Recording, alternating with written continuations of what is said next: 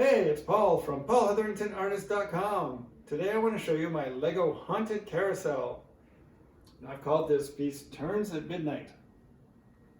So I built this several years ago, and you can see down the front there I use some dinosaur tails to create these Gothic arches. So basically I wanted to try and create as much cool detailing and make it look as spooky as possible.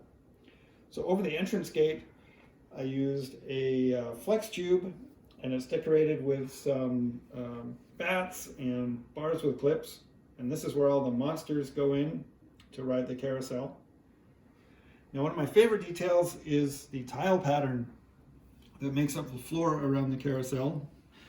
Anyone who knows my work knows I love checkers, but I'll show you how I created this pattern.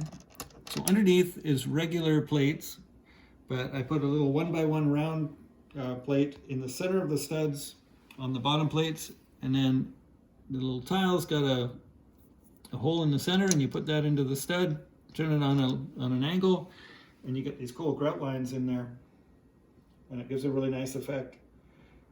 Now on the carousel itself, I used, because it's haunted, I used the skeleton horses from the old Castle Fantasy series, and I made some carriages that are basically made up of all the little white parts that I could find, and I put them together to try and make them look like they were made out of bones. Now the backstory on Turns at Midnight is humans don't know where this is. It's located on a back street in Paris, and all the ghouls and monsters show up at midnight, and that's the only time during the day that it turns. And you can see all the collectible series from, I guess it was series 14, collectible minifigures. I've used them to decorate. And in fact, the scariest monster of the night always gets to ride for free. And there's the ticket booth. So there's basically a motif.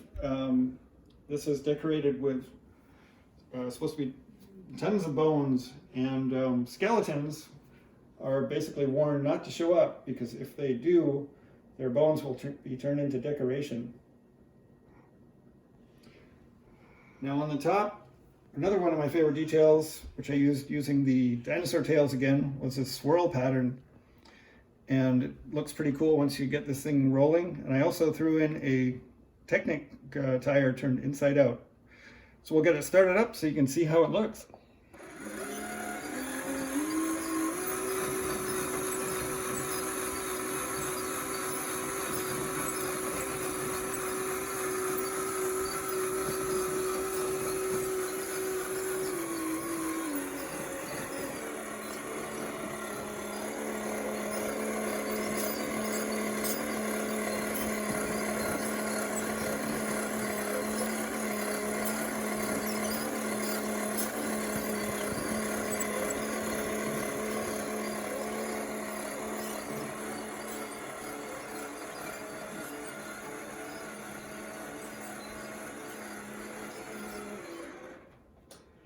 Hey, so thanks very much for watching. If you want to see more of my creations, check out paulhetheringtonartist.com. We'll see you later.